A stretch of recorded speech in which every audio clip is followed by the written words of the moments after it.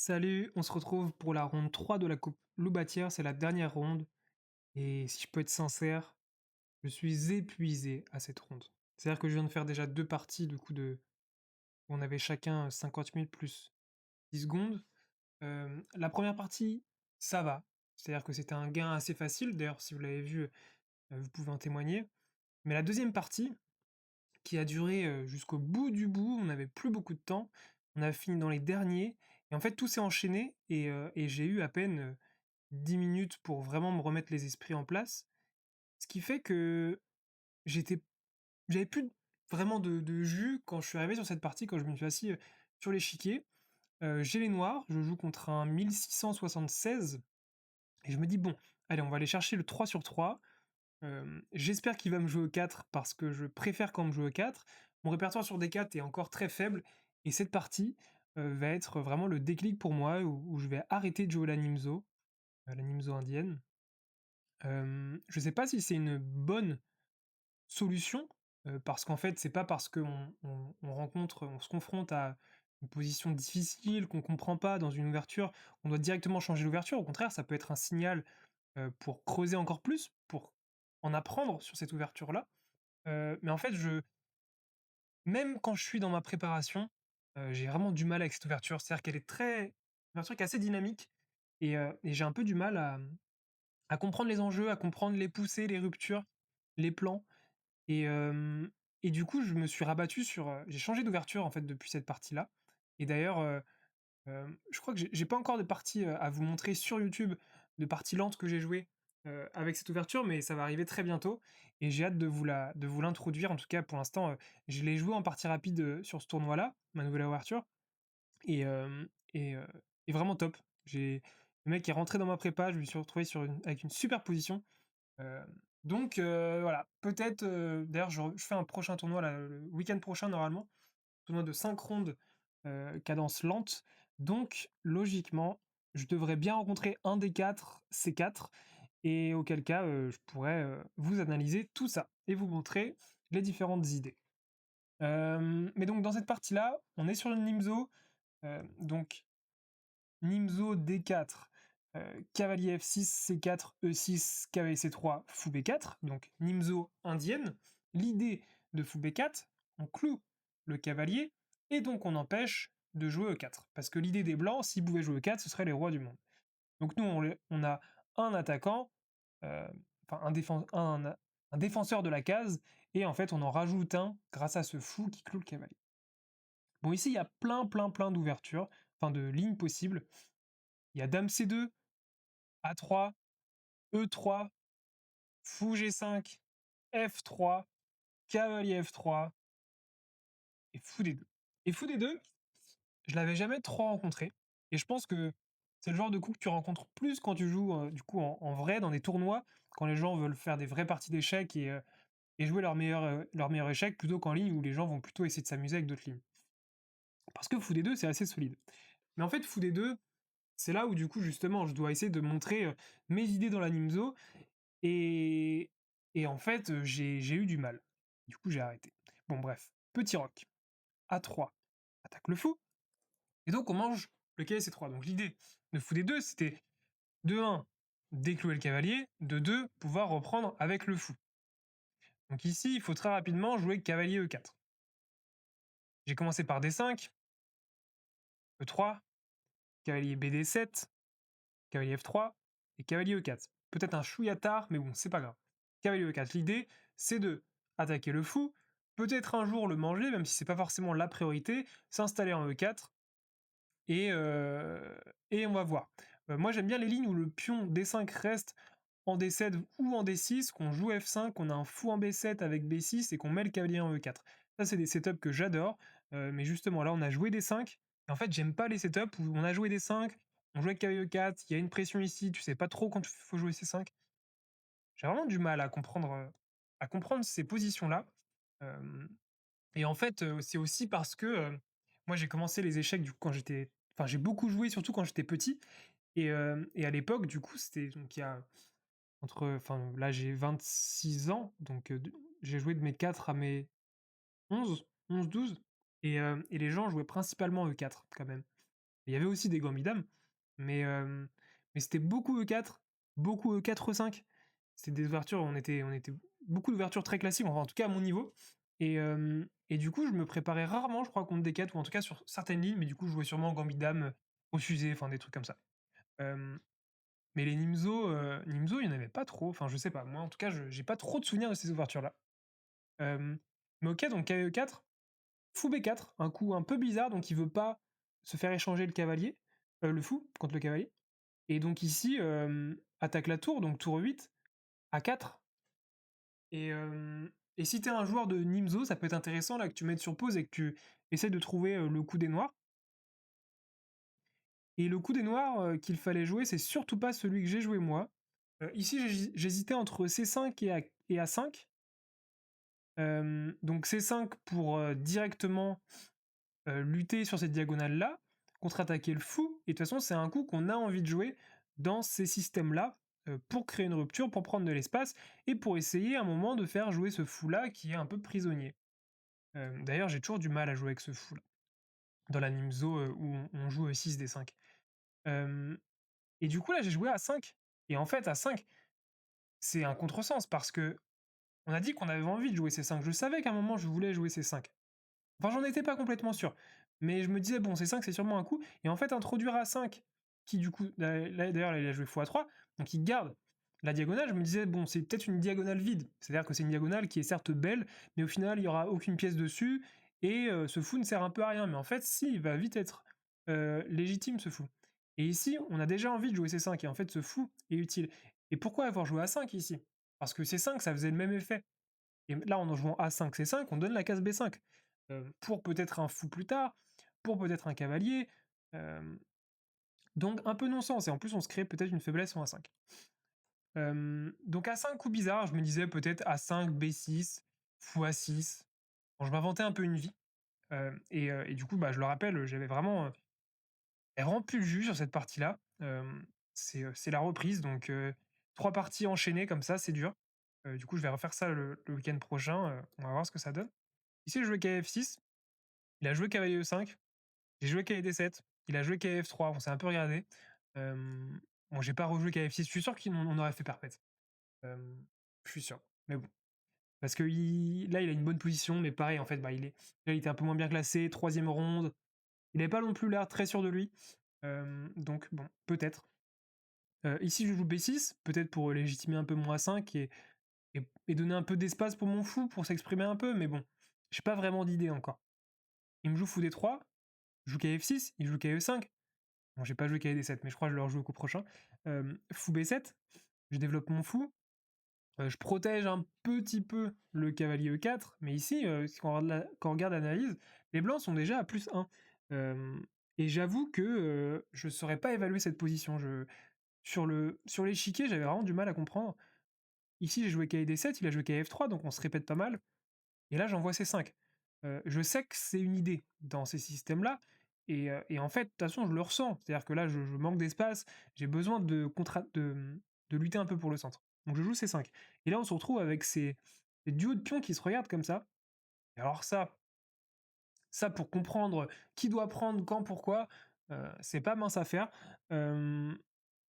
Souvent, j'ai l'impression qu'il faut éviter de prendre en premier parce que, bah, surtout dans cette position-là, où en fait, je le rappelle quand même, j'ai pas vraiment évalué cette position, mais, mais les blancs ont la paire de fous. Les blancs ont la paire de fous, nous on a un mauvais fou en B7, et en fait, si on ouvre les lignes, c'est-à-dire que si on se retrouve à prendre, bah, en fait, ce fou A3 qui est de base un fou pas terrible, pourrait, se retrouver avec beaucoup de jeux, si on ouvre les lignes, et d'un coup, pareil, ce fou en D3 pourrait se retrouver avec beaucoup de jeux. Il y a toujours des menaces de toute façon avec le cavalier qui jaillit à des endroits, la dame qui arrive en H5 et cetera. Donc j'ai intérêt quand même à garder la position un peu fermée, mais sans rester passif, parce que si je joue pas C5, bon, c'est quand même une position assez passive. Donc tour C1, tour C8, pareil, on se regarde, on sait pas trop quoi faire, ni lui ni moi, et on est tous les deux, on ne veut pas prendre pour le moment. Donc il joue B3, pareil, il joue un peu la symétrie, il me dit: «Bon, maintenant qu'est-ce que tu vas faire? T'as pas trop de coups utiles». Je joue H6, je lui dis: «À ton tour». C'est une partie, pas pas très instructive. Fou B2, cavalier F6, cavalier E5. dame E7, et là, il décide de prendre en D5. Je reprends avec le fou, parce que je me dis: «Bon, enfin, je vais pouvoir activer mon fou». Peut-être que reprendre avec le pion était plus malin, hem, parce que le fou, je l'aurais pu peut-être de toute façon le réactiver d'une autre manière. Hem, il vient en B5 et donc là, on voit la belle case que je lui ai donnée pour son fou. Donc je décale ma tour, il attaque mon cavalier, je me replace, je contre-attaque le fou et là, en fait, il a joué F3 donc il va pouvoir jouer E4. Donc je ramène mon fou en B7, donc c'est un peu, hem, donc c'est prophylactique contre E4 parce que je sais qu'il va jouer E4, donc je préfère ne pas perdre un temps, c'est-à-dire ne pas avoir le coup forcé fou B7, mais pouvoir sur E4 jouer autre chose. Cavalier D7 et ici, je joue H5. Donc j'ai un peu du mal à commenter cette partie parce que encore une fois, on est dans une position assez complexe, et j'ai du mal à évaluer cette position, en fait. C'est-à-dire que encore une fois, les blancs donc il a joué, KE3. Les blancs ont la paire de fous, hem, avec une majorité de pions centrales, le 4D4. Hem, moi, j'ai peut-être la tour en face de la dame sur certaines variantes, hem et un mauvais fou en B7 qui a du mal à jouer. Je déteste ma position. À ce moment-là, vraiment, je déteste ma position. De toute façon, je déteste cette partie. C'est-à-dire que j'ai pas réussi à jouer dans cette partie. Jusqu'à dame G5. Enfin, jusqu'à H5, dame G5. Et là, enfin, je me dis: «Bon, un peu de contre-jeu» parce attaque le cavalier et cavalier C2. Et d'ailleurs, sur ici, donc j'attaque le cavalier. Si dame D3, j'avais prévu de jouer cavalier E5. Je vais vous expliquer. Ici, mon objectif, c'est de trouver du contre-jeu à l'aile roi. Parce que il a cette structure-là, G2, F3, E4, qui lui interdit un peu, l'accès à l'aile roi pour son fou, pour sa dame. Et je me disais que si j'arrive à ramener un cavalier ici, que je plante le pion, ça peut faire mal. Ou juste ici, ça peut être déjà bien. Ça peut faire mal. Peut-être que dans certaines variantes, je pourrais ensuite ramener mes tours, les faire coulisser, faire jouer le fou, sacrifier quelque part, enfin bref. Je me disais: «Bon, de toute façon cette partie-là, je suis tellement fatigué que j'ai envie de m'amuser un peu et j'ai envie d'essayer de trouver un peu de contre-jeu, sinon je vais juste me faire masser en fait». Parce que, encore une fois, je ne comprends pas cette position. Donc, je vais ramener le cavalier ici. Quel est le chemin le plus rapide? Cavalier F8, cavalier G6, cavalier F4 ou cavalier E5, cavalier G6, cavalier F4. Et en fait, ça, c'est beaucoup plus actif parce que cavalier E5, du coup, si dame D2, cavalier G6, et j'ai gagné un temps par rapport à cavalier F8. Ok, mais qu'est-ce qui se passe si pion prend? Et là, je pensais faire cavalier F5, et disons, donc attaque la dame. Et par exemple, sur dame C3, je mange le cavalier, et je suis content parce que j'ai placé une tactique. Bon, c'était principalement ça, hein. Mais ici, il a cavalier D5 d'ailleurs, qui est pas mal. Mais OK, c'est pas clair. Enfin, c'est le bazar de toute façon. Hem, donc, ici, il a joué cavalier C2. Donc je continue de pousser mon pion, c'est un peu ma seule chance. H3. Là, il faut savoir que, je pense qu'il me reste à peine 5 minutes, hein. Parce qu'on a passé énormément de temps dans le début de partie avec les A5, avec les C5, avec les B6, avec les x3 et cetera. Et et là, on se retrouve, on a tous les 2 quasiment plus que 5 minutes, c'est très chaud et j'ai enfin du contre-jeu. Et donc là, pareil, mets la vidéo sur pause, qu'est-ce que tu joues avec les noirs? Parce que moi ici, j'ai joué cavalier E8. Je rappelle, mon plan c'était d'aller en F4 ou en G3. Du coup, je me dis, bon, cavalier E8, cavalier F6, cavalier H5, et j'aurais la possibilité entre les deux cases. Mais en fait, j'aurais juste dû jouer cavalier F8, cavalier G6, cavalier F4, parce que cette case est beaucoup plus forte, parce qu'elle touche mat, et elle touche le pion H3 si le pion reste cloué en G2. Donc ici, j'aurais dû faire cavalier F8, et je gagne un temps sur la variante cavalier 8. Et d'ailleurs, là, je joue cavalier 8 pour cavalier F6, mais c'est complètement illogique, parce que j'aurais juste pu jouer cavalier F6 direct. Bon, bref, j'avais plus beaucoup de temps, donc là, de toute façon, ça devient un peu le chaos. Cavalier 8, lui, il fait aussi sa manœuvre de cavalier, il veut toucher cette case. Donc quai B5 ou C4, puis cavalier D6. Et donc sur quai C4, j'ai un peu vu des fantômes parce que j'ai l'impression que sur quai D6, c'était une fourchette qui faisait un peu mal, alors que pas du tout en fait. Quai D6 attaque la tour, OK, mais s'il prend le fou, en fait, mon fou, c'est un mauvais fou. Mon fou, il joue pas pour l'instant. Donc je m'en fiche un peu, donc j'aurais juste dû continuer mon attaque. Cavalier H5. Et en fait, sur H5, c'est vraiment pas facile à défendre pour lui, hein, parce que, imaginons, il vient en D6, cavalier F4, menace mat, tour F2, qui prend H3, puis prend la tour, puis attaque la dame, etc. Et en fait, donc là, j'avais un contre-jeu qui m'amenait le gain, hein. Seulement, j'ai vu des fantômes. Je me suis dit, cavalier D6, attention, je vais perdre une pièce. Du coup, j'ai joué dame G3, en me disant, je contrôle la case D6 et je prépare les cavaliers F4. Sauf que je l'ai vu en jouant, il a dame E1. Et là, en fait, ça annule toute la position. Je suis un peu obligé de prendre. Et j'ai beau venir en F4, un peu après. Ah non, on échange un peu les pièces. Je prends la colonne et je finis par enfin venir en F4. Donc ça, toute la séquence un peu avant, c'était des coups un peu maladroits, mais de toute façon, on n'avait pas trop de temps, donc je vais pas forcément tout analyser. Et ici, il a fou F1. Et parce que là, du coup, je menace quand même, par exemple, sur roi E3, je menace E5. Et OK, peut-être que je vais réussir à rentrer. J'ai parfois des idées ici de tour D3. Je peux me manger sur ce pion-là si le fou part. Je peux peut-être faire le tour via D1. Bon, je sais pas, mais le cavalier, il a quand même une belle case. Ça, c'est un pion arriéré qui pourra pas avancer parce qu'il y a le pion H4. J'ai un peu de jeu, mais en fait, ici, il a juste fou F1, ça tient toute la position. Et en fait, on va juste prendre la nulle. Donc, je fais la fourchette, je reprends le fou. Et sur tour E3, bah, en fait, la position est juste complètement nulle.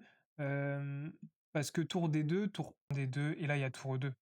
Et en fait, je peux pas échanger les tours de toute manière parce que bon, j'arriverai en retard sur C5 ou encore pire A5.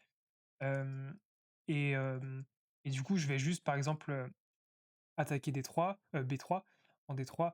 Et là, soit il défend le pion ici en B2, soit il défend le pion en E3. Dans tous les cas, c'est un statu quo. Ma structure de pion est moins bonne que la sienne, mais j'ai l'activité de la tour, ce qui compense plus le pion ici qui est arriéré. Donc on a tous les deux des faiblesses, mais en fait, la position est juste complètement nulle. Il nous reste même pas une minute à la pendule. Et donc là, il me propose nul et évidemment j'accepte parce que je me suis fait masser toute la partie, j'ai eu du contre-jeu à la fin, j'ai raté un gain. Mais globalement, le niveau de cette partie était pas à la hauteur et, heu, et je m'en sors quand même très bien avec le nul. Donc, donc ce que j'ai retenu de cette partie-là, déjà, c'est que je vais arrêter de jouer la Nimzo parce que, parce que en fait, j'ai mémorisé un peu les coups sur les lignes, mais j'ai vraiment du mal. En fait, c'est beaucoup de variantes forcées, c'est un jeu très dynamique, très tactique sur certaines variantes, il y a beaucoup de lignes et j'arrive pas à saisir les positions, à les cerner et cette partie en est quand même la belle preuve. Donc j'ai décidé d'arrêter de jouer la Nimzo. 2e leçon sur les déplacements de cavaliers, même si j'avais plus beaucoup de temps, j'aurais dû trouver soit cavalier F8, soit cavalier F6 directement, en tout cas une meilleure manœuvre de cavalier, parce que là j'ai juste perdu un temps bêtement et ça a un peu empêché mon attaque, et surtout le dernier point, c'est aller au bout de mon contre-jeu. Là j'ai complètement raté le gain, avec le plan que j'avais décidé au départ. J'ai juste paniqué, j'ai surestimé un peu les ressources adverses avec KD6 et j'ai un peu vu des fantômes. Mais bon voilà, on n'avait plus beaucoup de temps tous les deux. C'était la dernière ronde de la journée, on était épuisés, donc cette analyse n'est pas très qualitative, mais bon, faut aussi partager, ces parties-là, un peu moins bien. Je tire quand même la nulle, donc voilà, au moins je perds pas et on va se retrouver pour, la ronde numéro 3 de National 4, avec une belle Caro-Kann. Donc on se retrouve pour la prochaine vidéo. Allez, bisous!